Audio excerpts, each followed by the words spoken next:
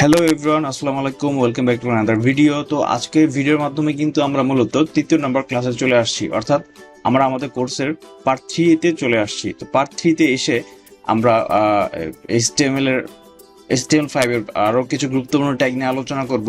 তবে তৃতীয় নম্বর ক্লাস শুরু করার আগে আমরা দ্বিতীয় নম্বরে কি শিখেছিলাম সেই জিনিসগুলো একটু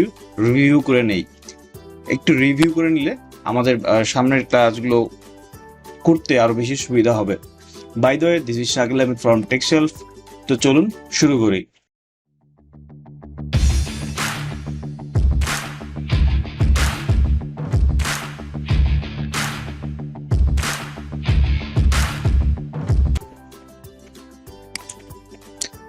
ওকে, তো দ্বিতীয় নম্বর ক্লাস আমরা যে জিনিসগুলো নিয়ে আলোচনা করেছিলাম সেটা একটু মনে করিয়ে দিই, যাতে আপনার সামনের ক্লাসগুলো করতে বা সামনের স্টেপগুলো দেখতে যাতে আপনাদের সুবিধা হয়।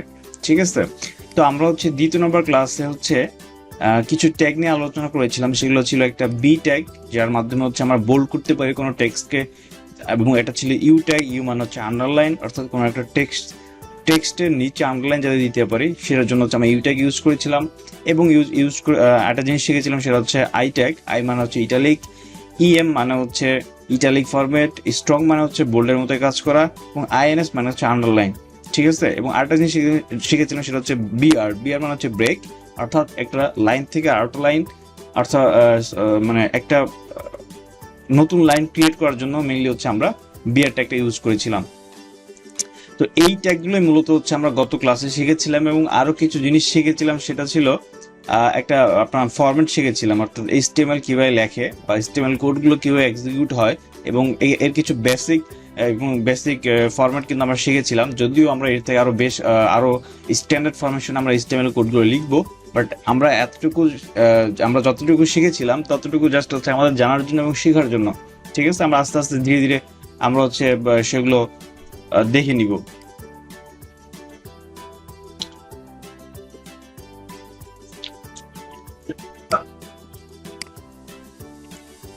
ঠিক আছে, তো আমরা এখানে কিছু ফরমেশন দেখেছিলাম যে এইচটিএমএল ট্যাগের মাধ্যমেই এই মূলত আমাদের এইচটিএমএল কোডগুলো লিখতে হয়। অর্থাৎ এইচটিএমএল শুরু করতে হবে এবং এইচটিএমএল শেষ করতে হবে। এর ভিতর বডি ট্যাগ শুরু করতে হবে এবং বডি ট্যাগও শেষ করতে হবে, এবং বডি ট্যাগের ভিতরে মূলত আমরা আমাদের কোডগুলো কিন্তু লিখবো।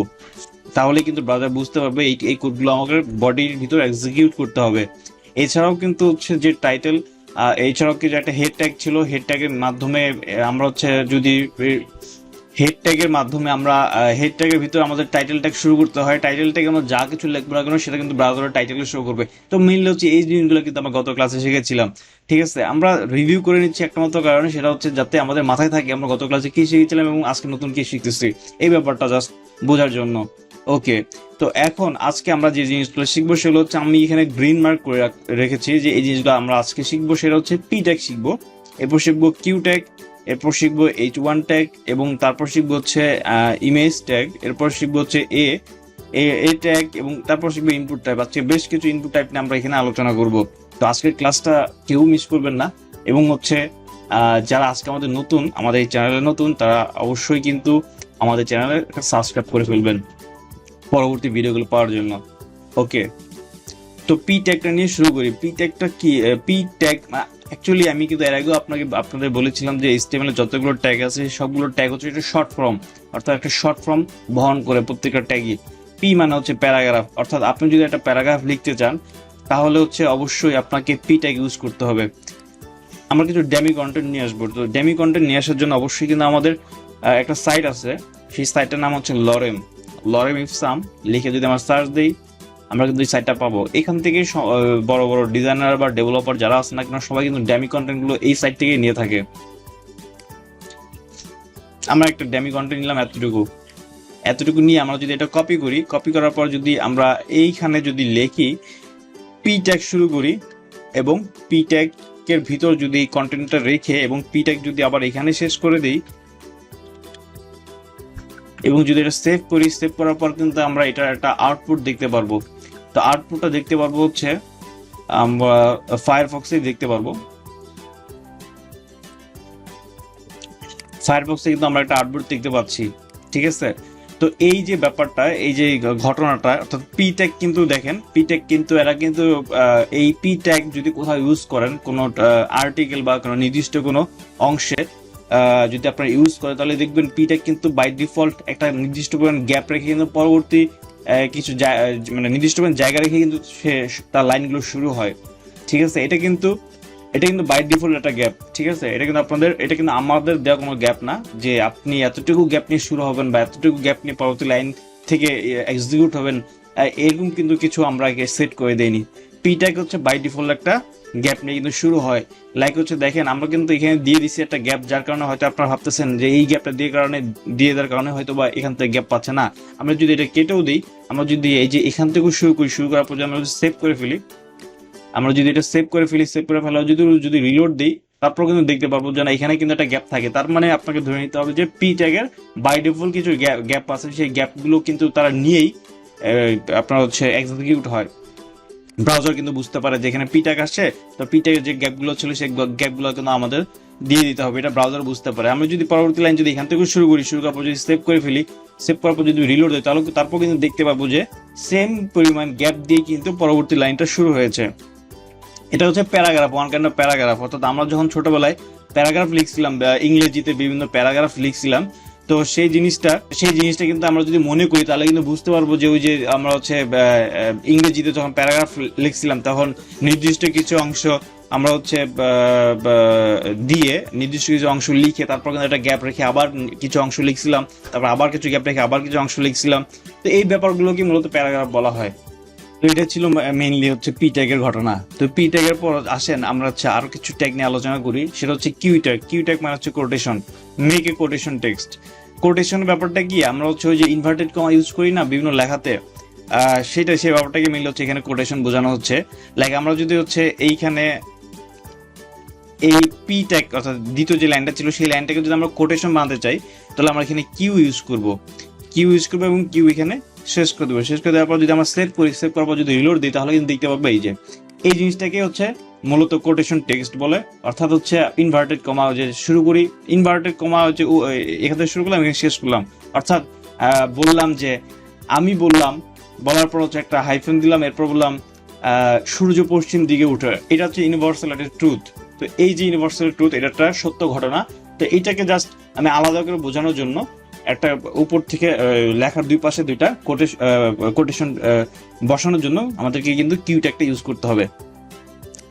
ঠিক আছে, এই ছিল কিউ ট্যাগের মেইন কাজ।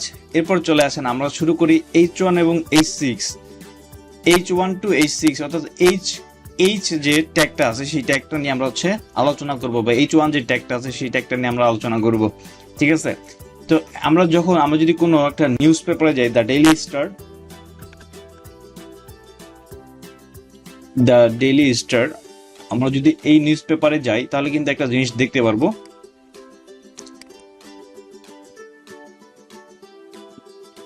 দেখেন এই নিউজ পেপারের কিন্তু বেশ কিছু হেডিং আছে।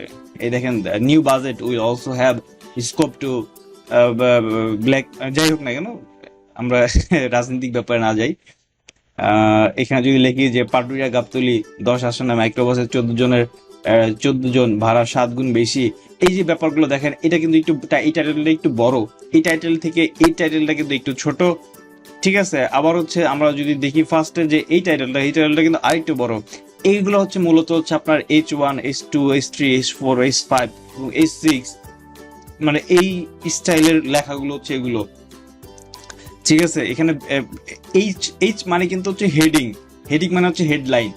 এটা অর্থাৎ আপনিও কিন্তু বুঝতেই পারতেছেন যে হেডলাইন গুলো কিন্তু এখানেও আছে, এটাও কিন্তু একটা হেডলাইন, এটাও কিন্তু একটা হেডিং।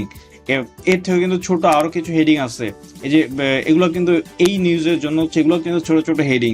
ঠিক আছে, যেগুলো কিন্তু হেডিং। এরপর কিন্তু আরেকটু নিচে আসলে দেখতে পারবো এগুলো কিন্তু হেডিং এবং এগুলোও কিন্তু হেডিং। ঠিক আছে, বাংলা ইংলিশ যাই বলি না কেন সবগুলোই কিন্তু মূলত হেডিং। তো এই হেডিং গুলো কোথা থেকে আসে বা এই হেডিং গুলোর সাইজ গুলো কিভাবে মেনটেন করা হয়, এই জিনিসগুলোর জন্যই মূলত হচ্ছে HTML এর 6টা হেডিং আছে। একটা হচ্ছে H1 থেকে শুরু করে H6 পর্যন্ত। আসেন আমরা এখন H1 নিয়ে আলোচনা করি, তাহলে বুঝতে পারবো যে হেডিং গুলোর মধ্যে পার্থক্য কি বা কি পার্থক্য থাকে। H1 আমরা হচ্ছে শুরু করলাম এখানে, H1 শুরু করলাম এবং অবশ্যই কিন্তু আমাদেরকে এই ওয়ানটাও শেষ করে ফেলতে হবে। তো H1টা আমরা হচ্ছে এখানে শেষ করে দিলাম এবং এখানে লিখলাম যে দিস ইজ এ হেডিং। এটা লেখার পর কিন্তু আমরা সেভ করে ফেললাম। সেভ করার পর যদি আমরা রিলোড দিলে বুঝতে পারবো যে দিস ইজ দ্য হেডিং। তার মানে কি, এটা হচ্ছে H1 মানে হচ্ছে অনেক বড়। হেডিং এর ভিতর সবচেয়ে বড় হেডিং হচ্ছে H1 এর এবং সবচেয়ে ছোট হচ্ছে H6 এর।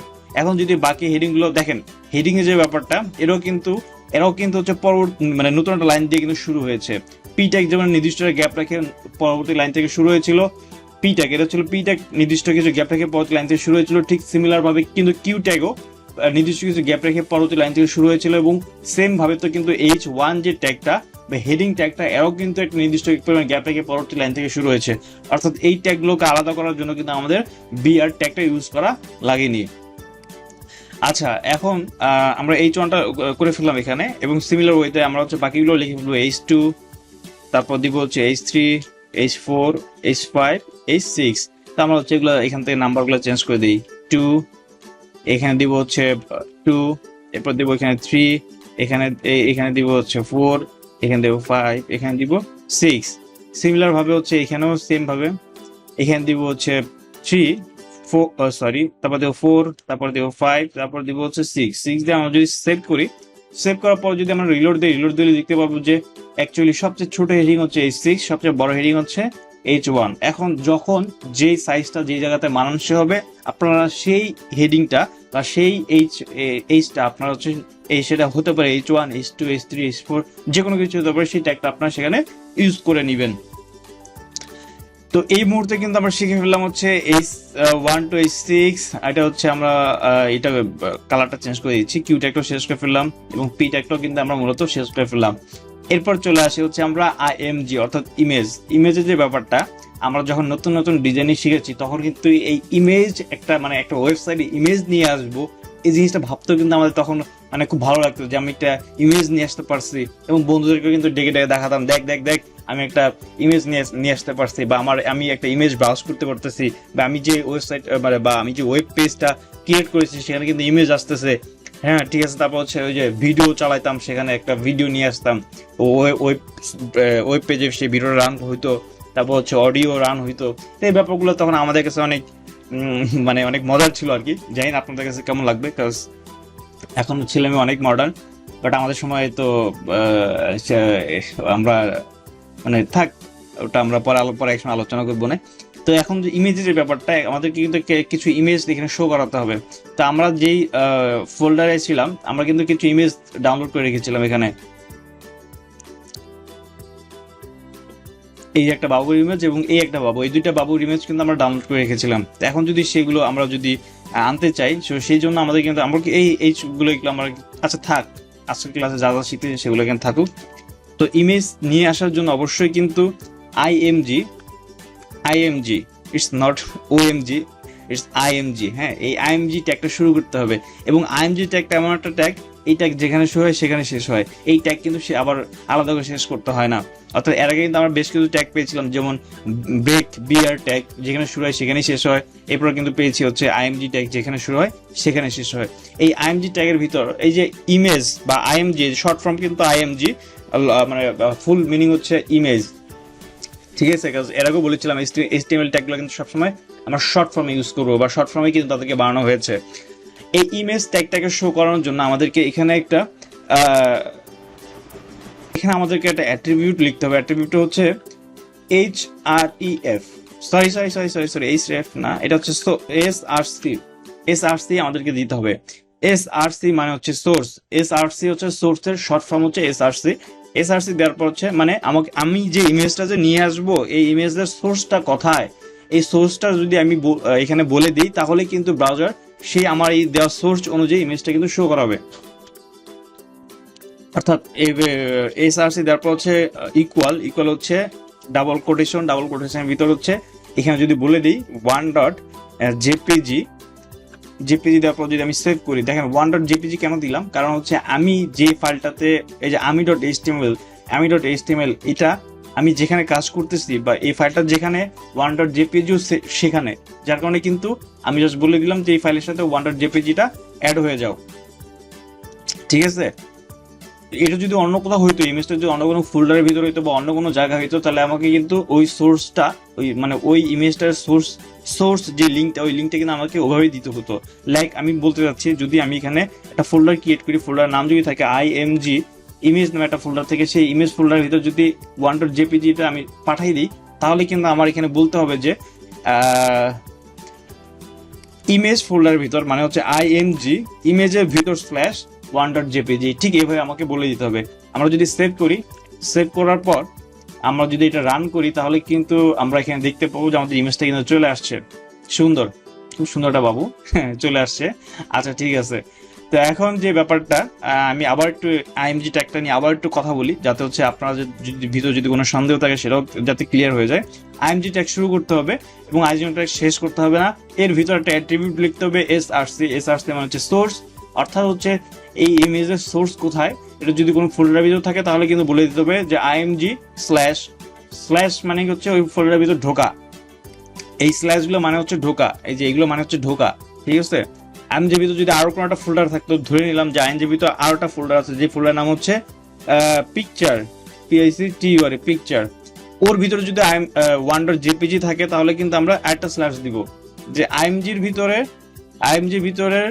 পিকচারের ভিতরের .jpg, ঠিক আছে। যদি IMG ভিতরে IMG একটা ফোল্ডার, এই ফোল্ডার ভিতরে যদি পিকচার একটা ফোল্ডার থাকে, সেই ফোল্ডারের ভিতর যদি .jpg থাকে, তাহলে আমরা এভাবে তাদেরকে কল করবো বা এভাবে তাদেরকে বলে দিব যে এই সোর্সটা হচ্ছে এই জায়গাতে। অর্থাৎ এক্সাক্ট সোর্স যদি আমি না দিতে পারি, তাহলে কিন্তু আমার ইমেজটা এখানে শো করবে না। আমি যদি এইটা লিখে যদি সেভ করে যদি আমরা রিলোড দিই, তাহলে কিন্তু দেখবেন আমার ইমেজটা কিন্তু আর পাবে না।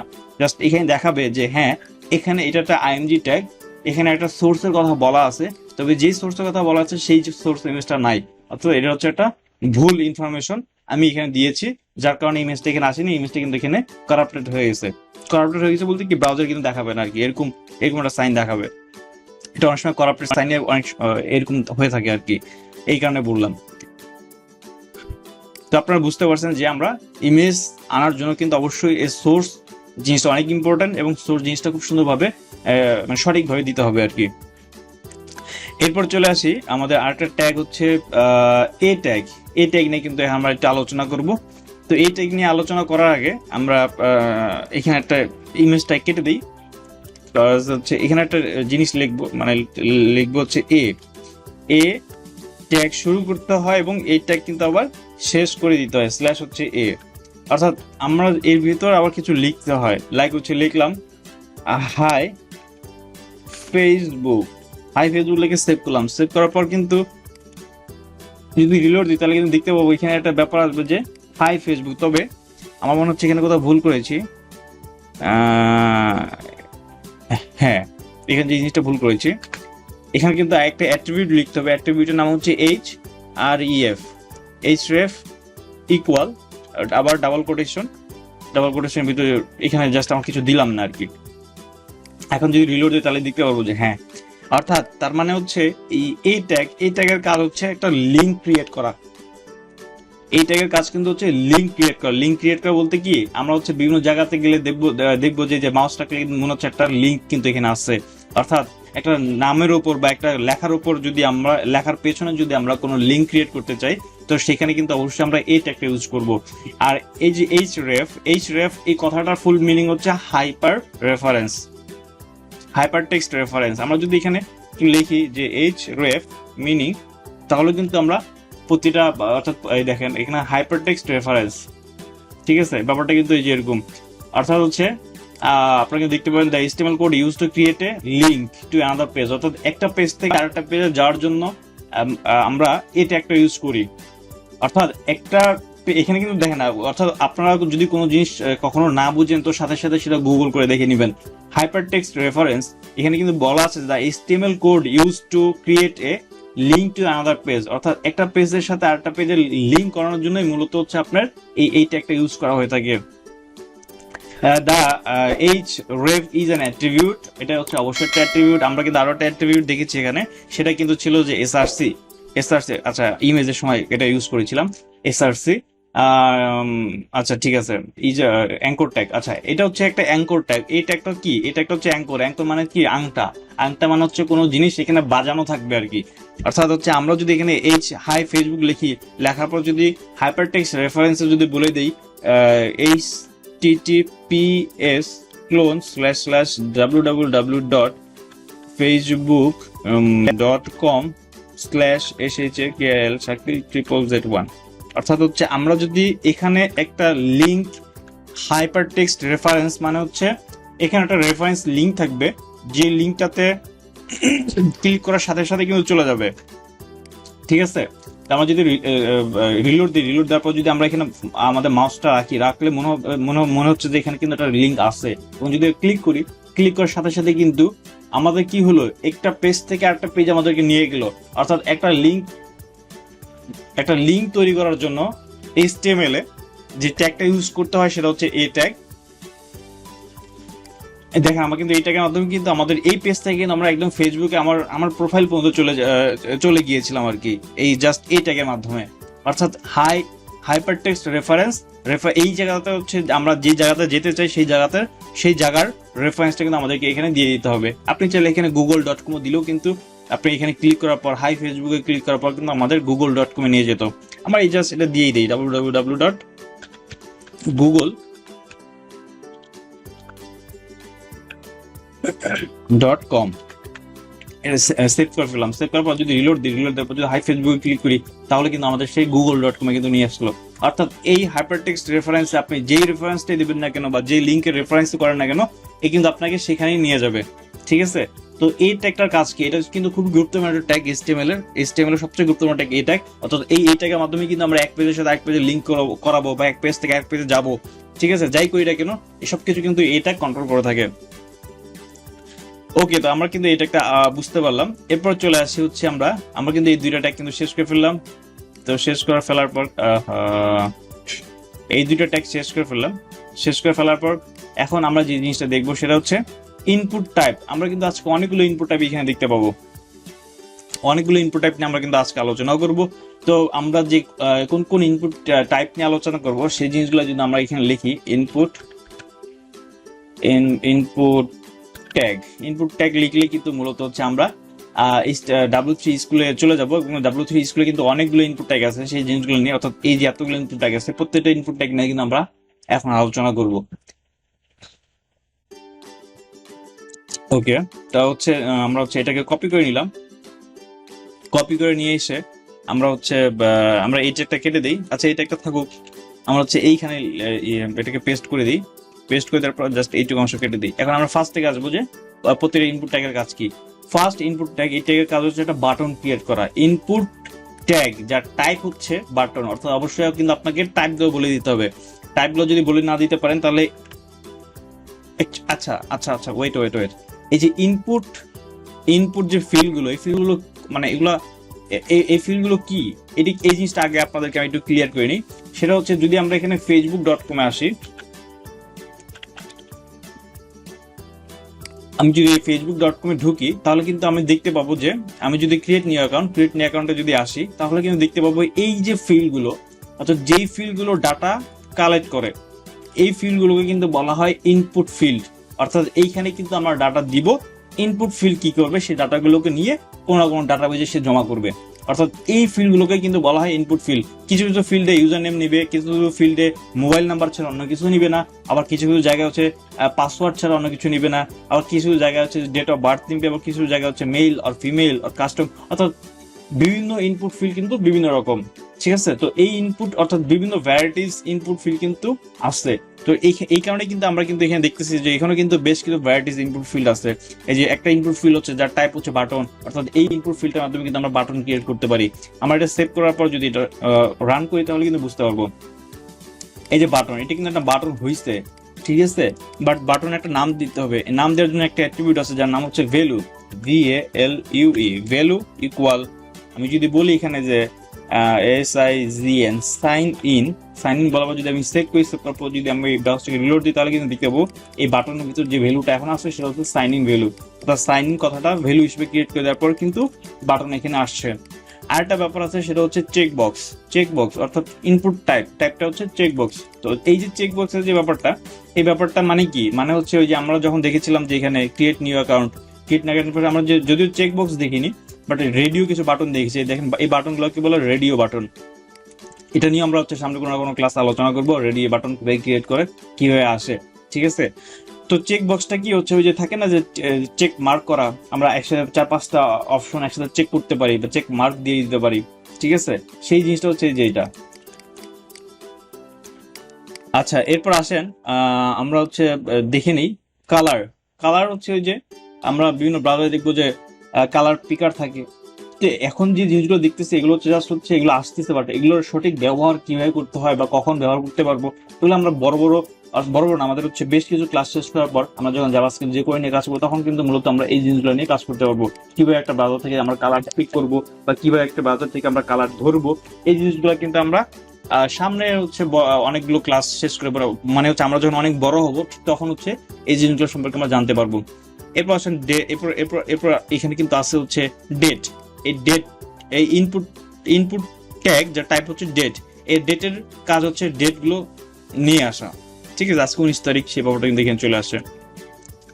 এরপর আসেন হচ্ছে ডেটের পর হচ্ছে ডেট টাইম লোকাল, অর্থাৎ আমরা কিন্তু আরো বেশ কিছু ইনপুট ট্যাগ কিন্তু এখানে দেখতেছি বা ইনপুট টাইপ দেখতেছি, বেশ কিছু ইনপুট টাইপ দেখতেছি, যে টাইপগুলো অ্যাকচুয়ালি এই এইচটিএমএল এ তাদের তেমন কোনো গুরুত্বপূর্ণ ভূমিকা নাই বা তাদের তেমন কোনো হচ্ছে ইফেক্টও কিন্তু আমরা এইচটিএমএল এ দেখবো না। এদের ইফেক্টগুলো দেখবো হচ্ছে আমরা যখন সিএসএস বা জাভাস্ক্রিপ্টে যাব, তখন কিন্তু এদের ইফেক্টগুলো কিন্তু আমরা তখন দেখতে পারবো। এই যে এখানে দেখেন ডেট টাইম লোকাল, এখানে কিন্তু দেখে কিছু মনে হচ্ছে না, কিছু মনে হচ্ছে না। ঠিক তার পরবর্তীটা কি, যেমন হচ্ছে ইমেইল। এই যে এখানে ইমেইল লিখতে হবে। এই দেখেন আমার মাউসের নিচে দেখেন লেখা please enter an email address, তার মানে কি এখানে আমার ইমেল অ্যাড্রেসটা বসাতে হবে, ঠিক আছে। আচ্ছা, এখন কি তারপর কিন্তু হচ্ছে এখানে নর্মাল ভাবে কিন্তু এখানে দেখাচ্ছে না যে আমার এখানে কি লিখতে হবে। যখন আমরা কোনো কিছু উল্টাপাল্টা টাইপ করা শুরু করতেছি, তখন কিন্তু আমার এখানে দেখাচ্ছে please enter an email address, ঠিক আছে। তো এই জিনিসগুলো হচ্ছে জাস্ট এইচটিএমএল এ তেমন কোনো ইফেক্ট করে না। পরবর্তীতে গিয়ে হচ্ছে আমরা বড় বড় অ্যাপ্লিকেশন বানানোর সময় বা অনেক কিছু যখন জানবো, তখন হচ্ছে এই জিনিসগুলো ইফেক্ট করবে।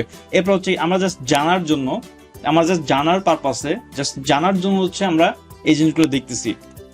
বাট যখন যেটা দরকার বা যখন যেটার ইফেক্ট যেখানে ফেলতেছে, আমরা কিন্তু ঠিক তখনই সেই জিনিসটাকে বুঝে নিচ্ছি।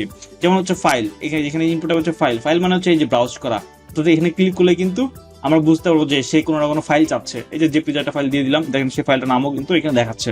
কিন্তু এটাকে কোথায় জমা দিবে, কোথাও জমা দিতে পারবে না, জাস্ট দেখার জন্য যে এইটা কাজ হচ্ছে। ইনপুট টাইপ ফাইলের কাজ হচ্ছে কোনো কিছু যাতে আমরা সাবমিট করতে পারি, সেই ট্যাগটা আর কি। সাবমিট কোয়ারি কেন আসছে এখানে, তারপর দেখিয়েছে হিডেন মানে হচ্ছে যে ফাঁকা জায়গা, কিছুই নেই, ঠিক আছে। এরপর হচ্ছে ইমেজ নিয়ে কি আমরা কাজ করেছি। ইনপুট টাইপ হচ্ছে ইমেজ, কোথায়, আচ্ছা ইমেজও নাই, হিডেন ইমেজ, এগুলো আমাদের দরকার নেই, যদিও এগুলো হচ্ছে আজেরা ট্যাগ। এই ট্যাগগুলো কিন্তু আমাদের তেমন কোনো কাজ নাই। ইম্পর্টেন্ট ট্যাগগুলো নিয়ে কাজ করি, মান্থের কোনো কাজ নাই। আমাদের ইনপুট ট্যাগ হচ্ছে নাম্বার, এই নাম্বার একটা কাজ থাকতে পারে, অর্থাৎ হচ্ছে কোনো নাম্বার নেওয়ার জন্য আর কি। যে এখানে 1 2 3 4 5 6 7, ঠিক আছে, বা হচ্ছে আপনি এখানে ক্লিক করলেও কিন্তু নাম্বার বসাতে পারবেন, বা এর নিচে ক্লিক করলে আবার নাম্বার নাও থাকতে পারবে। এই ট্যাগের তেমন কোনো কাজ নেই, বাট জানার পারপাসে আমরা জেনে নিচ্ছি নাম্বার। এরপর হচ্ছে ইনপুট ট্যাব হচ্ছে পাসওয়ার্ডের ব্যাপারটা কি, আপনি এখানে যাই টাইপ করেন না কেন তাই কিন্তু পাসওয়ার্ড ফরম্যাটে আসবে। এটা হচ্ছে ইনপুট ট্যাগের কাজ। আচ্ছা, এরপর আসে হচ্ছে রেডিও। এই যে এটাকে আমি বলেছিলাম যে রেডিও বাটন। তো ইনপুট টাইপ হচ্ছে রেডিও। এই রেডিও দেওয়ার পরপরই কিন্তু আমাদের হচ্ছে এই যে দেখেন এই রেডিও বাটনটা চলে আসছে। তো এই বাটনটা আনার জন্য অবশ্যই কিন্তু আপনাকে ইনপুট ট্যাগ লিখতে হবে এবং যার টাইপ দিতে হবে রেডিও।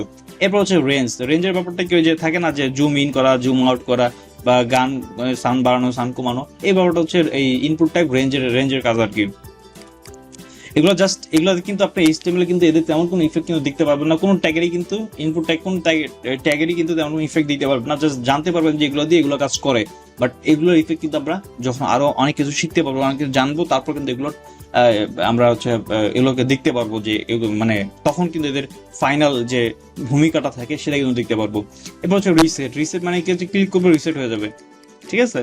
অর্থাৎ থাকে না যে ওই যে কোনো ইনফরমেশন দেওয়ার পর হচ্ছে আমরা ইনফরমেশনটা রিসেট করতে যাচ্ছি বা পাসওয়ার্ড রিসেট দিতে যাচ্ছি, তখন হচ্ছে রিসেট বাটন ক্লিক করলেই তখন ওদের কাজ আমরা আমি আবারও বলতেছি যে এগুলোতে এই ক্লিক করলে দেখেন কিছু হচ্ছে না, এগুলো জাস্ট আপনি জানার জন্য।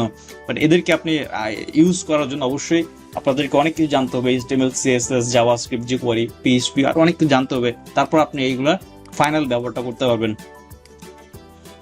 এবার সার্চ, এই যে এখানে সার্চে যা দিবেন তাই আসবে। যদিও সার্চ একটা ইনপুট ফিল্ড আসছে, বাট এখানে কিছু দিলেও কিন্তু সে আদৌ সার্চ করতে পারবে না, ঠিক আছে গাছ, তার কাছে কিন্তু ওরকম ফাংশনালিটি দেওয়া নাই। এবার সাবমিটের ভিতর যদি আমি এখানে একটা ভ্যালু দেওয়া যেতে পারে, সেটা হচ্ছে VALUE ভ্যালু ইকুয়াল হচ্ছে এখানে আপনি যদি লেখেন সাবমিট, তাহলে কিন্তু এই সাবমিট কথাটা কিন্তু এই যে সাবমিট কোয়ারি যে অপশনটা আসছে না, এখানে কিন্তু এটা আসবে যে সাবমিট, ঠিক আছে।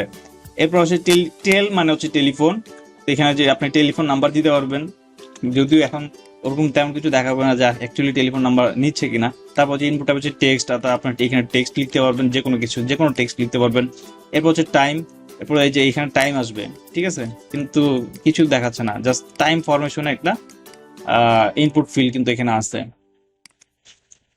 এরপর হচ্ছে ইউআরএল এবং উইক, এখানে ইউআরএল দিতে পারবেন, এখানে উইক দিতে পারবেন, যদিও এগুলো সবই দেখতে অনেকটা একই রকম। আমি আবারও বলতেছি এখানে বেশ কিছু ট্যাগ আছে, যে বেশ কিছু টাইপ আছে, ইনপুট ট্যাগের বেশ কিছু টাইপ আছে, যে ট্যাগগুলো দেখলে আপনারা মনে করবেন যে এগুলো তো সবই একই রকম দেখতে। হ্যাঁ, এগুলো একই রকম দেখতে HTML ফরম্যাটে, কিন্তু এগুলোর অ্যাডভান্স যে ফিচারগুলো আছে বা অ্যাডভান্স লেভেলের কাজগুলো করার সময় কিন্তু এদেরকে আমরা তখন ওদেরকে দিয়ে আমরা হচ্ছে বড় বড় কাজগুলো করাতে পারবো। এখন তেমন কিছু করতে পারবো না, কাজ এগুলোকে দেখতে এখন সবগুলো ইনপুট ফিল্ড মনে হচ্ছে, সবগুলো সার্চ বাটন, সার্চ ফিল্ড আর কি, এছাড়া তেমন কিছু মনে হচ্ছে না আমার কাছে।